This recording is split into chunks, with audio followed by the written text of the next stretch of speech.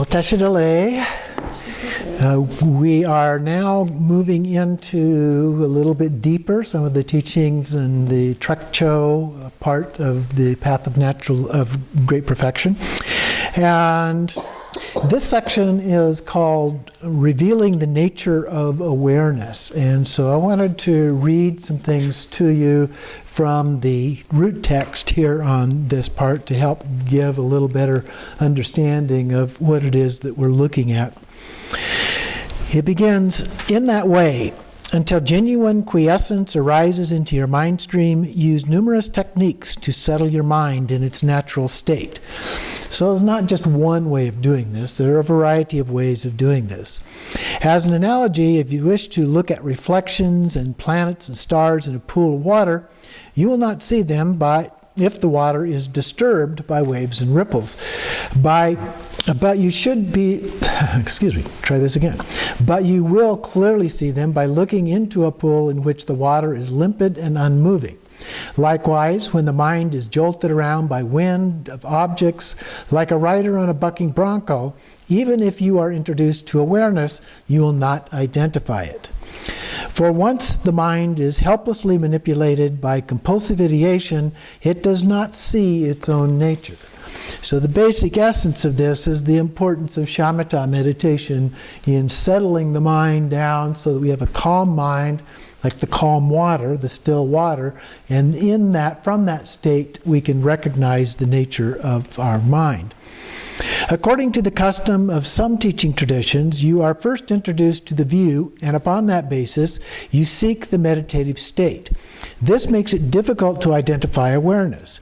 In the tradition presented here, first establish the meditative state, then on that basis, you are introduced to the view. And this profound point makes it impossible for you not to identify awareness.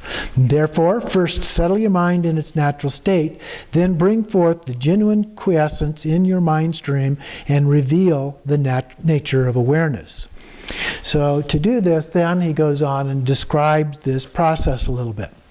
Position your body with the 7 attributes as before. This is the 7-point posture of Virachana. Steadily fix your gaze in the space in front of you, into the vacuity at the level of the tip of your nose, without any disorderliness or duplicity. So at the tip of your nose, he's talking about looking downward. About a 45-degree angle is usually good. This brings the benefit of this gaze in the heart, in the center of the hearts of all beings. There is a hollow crystal kati channel, which is a channel of primordial wisdom. If it points down and is closed off, primordial wisdom is obscured and delusion grows. Thus in animals, that channel faces downwards and is closed off. So they are foolish and deluded. So the basic idea is that fundamental ignorance, we look at the different realms, the 6 realms. The animal realm is characterized as that realm associated with ignorance, the afflictive emotion of ignorance. In humans, that channel points horizontally and is slightly open. So human intelligence is bright and our consciousness is clear.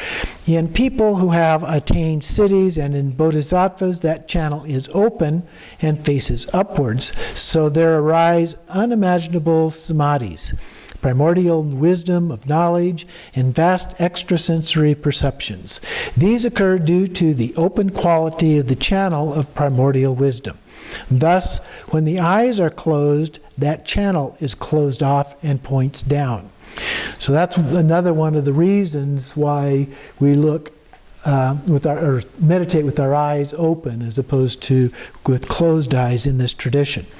So consciousness is dimmed by the delusion of darkness. By steadily fixing the gaze, that channel faces up and opens, which isolates pure awareness from impure awareness. Then clear, thought-free samadhi arises and numerous pure visions appear. Thus, the gaze is important. In all treatises other than the Tantra of the Sun or the clear expanse of the great perfection, and the profound dharma of natural emergence of the peaceful and wrathful form of enlightened awareness engaging in the search for the mind, The hollow crystal kati channel is kept secret, and there are no discussions of this special channel of primordial wisdom. So in other words, this kati channel is not found in a lot of different texts, only just a few. This channel is unlike the central channel, the right channel, the left channel, or any of the channels of the 5 chakras. It is absolutely not the same as any of them. Its shape is like that of a peppercorn, just about to open. There is no blood or lymph inside it, and it is limpid and clear.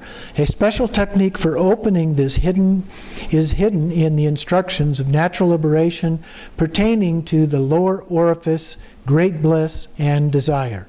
The lower yanas do not have even the name of this channel.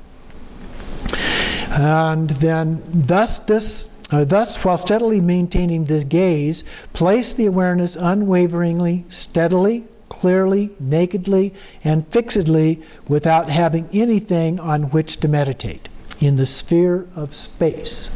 So there's no object of meditation, you're just looking out into space. And sometimes this can help to look at a blank space on a wall, something like that initially, but then just open your gaze out to the entirety of the room, the space. Or if you're outside, it's the entirety of the sky, for example. So either of those kind of things work. Then stability increases. Examine the consciousness that is stable, then gently release and relax. Again, place it steadily and steadfastly. Observe the consciousness of that moment. What is the nature of that mind? Let it steadfastly observe itself. Is it something clear and steady, or is it an emptiness that is nothing? Is there something there to recognize? Look again and again, and report your experience to me. Thus, engage in observing its nature. Do that for one day.